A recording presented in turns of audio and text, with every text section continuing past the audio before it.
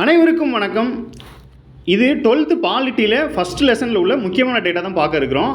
தமிழ்நாடு மாநில சட்டமன்றத்தில் நடைபெற்ற ஆரோக்கியமான விவாதங்கள் அப்படிங்கிற தலைப்பு கீழே 3 பேரோட இமேஜஸ் கொடுத்துருக்காங்க. ராஜாஜி அவர்கள், சுப்பிரமணியம் அவர்கள், காமராஜ் அவர்கள் 3 பேரோட இமேஜ் இருக்குது. கீழே என்ன கொடுத்துருக்காங்க அப்படின்னு பாருங்கள். அரசமைப்பு சட்டத்தின் கீழ் உருவான மதராஸ் மாகாணத்தின் முதல் சட்டமன்றத்தில் பார்த்தீங்கன்னா 1952 to 57. இது எப்படி கொஸ்டினாக கேட்பாங்க அப்படின்னா, இந்திய அரசமைப்பு சட்டம் உருவானதுக்கு அப்புறம் நடந்த தேர்தலில் முதலமைச்சராக யார் பதவி வைத்தாங்க அப்படின்னு சொல்லி கொடுத்துருப்பாங்க.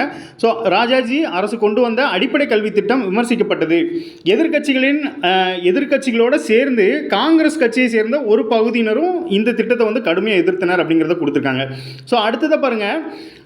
அவர் அந்த சுச்சுவேஷனில் என்ன ஆயிருக்கும் அப்படின்னா 1952 ஆட்சி அமைச்சிருப்பாங்க. 1954 இந்த திட்டத்துக்காக தான் ராஜாஜி அவர்கள் பதவியை ராஜினாமா பண்ணிடுவாங்க. அதை தொடர்ந்து காமராஜ் அவர்கள் முதலமைச்சராக பதவியேற்ற 1954 பதவியேற்பாங்க. அப்போதைய காமராஜர் அவர்களோட அரசில் பார்த்தீங்க அப்படின்னா சுப்பிரமணியம் அவர்கள் தான் கல்வித்துறை அமைச்சராக இருப்பாங்க. ஸோ இந்த திட்டத்தை ரத்து செய்ததாக அறிவிச்சிருவாங்க. அப்போ இந்த திட்டம் ரத்து செய்யப்பட்டது பார்த்தீங்கன்னா 1954 அப்படிங்கிறத தெரிஞ்சுக்கோங்க.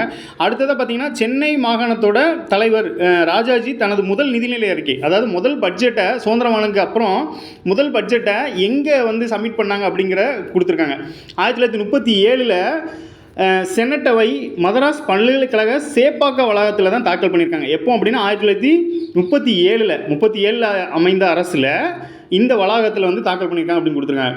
அடுத்ததாக பாருங்கள். பின்னர் 1967 திராவிட முன்னேற்ற கழகம் ஆட்சிக்கு வந்தது. CN அண்ணாதுரை அவர்கள் முதல்வராக பதவியேற்ற பின்பு அவரது ஆட்சியில் இந்து திருமண சட்டம் திருத்தப்பட்டு சுயமரியாதை திருமணங்கள் அப்படின்னு பெயர் மாற்றம் பண்ணியிருக்காரு.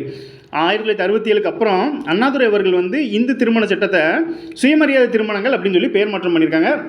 ஸோ அதன் பின்பு 5 தடவை முதலமைச்சராக பதவியேற்ற கருணாநிதி அவர்களும் திருத்தம் கொண்டு வந்திருக்காரு. அவர் கொண்டு வந்த கடைசி சட்ட முன்வரைவு அப்படின்னு சொல்லி பிற்படுத்தப்பட்ட வகுப்பினருக்கான இடஒதுக்கீட்டுக்குள் முஸ்லீம்களுக்கு சிறப்பு உள் இடஒதுக்கீடு வழங்குவதுடன் பட்டியல் இனங்களுக்கும் மற்றும் பழங்குடியினருக்குமான ஒதுக்கீட்டில் கீழ் அருந்ததியினருக்கு உள் இடஒதுக்கீடும் வழங்கியிருக்காங்க. ஸோ அவர் கடைசியாக கொண்டு வந்த சட்ட முன்வரைவு என்ன அப்படிங்கிறத எக்ஸ்பிளைன் பண்ணியிருக்காங்க.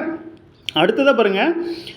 எம்ஜிஆர் அவர்களோட இதில் ஆட்சியில் பார்த்தீங்க அப்படின்னா கர்ணம் அப்படிங்கிற பதவி ஒழிக்கப்பட்டு VAO அப்படின்னு ஒரு போஸ்டிங் கொண்டு வந்திருப்பாங்க. ஸோ அதை கொடுத்துருக்காங்க. அடுத்து மதிய உணவு திட்டத்தை விரிவுபடுத்தி சத்துணவு திட்டமாக. ஸோ நமக்கு இந்த மதிய உணவு சத்துணவு வித்தியாசம், அதாவது நிறைய இடங்களில் குழப்பம். ஸோ மதிய உணவுங்கிறது காமராஜர் அவர்கள் கொண்டு வந்தது. அந்த மதிய உணவு திட்டத்தை சத்துணவு திட்டமாக விரிவாக்கம் பண்ணது எம்ஜிஆர் அவர்கள். அடுத்து பாருங்கள். 1992 நவம்பர் உச்சநீதிமன்ற மண்டல ஆணையம் ஒரு தீர்ப்பு வழங்குது. அதில் 50 விழுக்காடு தான் இடஒதுக்கீடு இருக்குன்னு சொல்கிறாங்க. ஆனால் நம்ம தமிழ்நாடு மாநில சட்டமன்றத்தில் 69% வரைக்கும் அந்த இடஒதுக்கீடு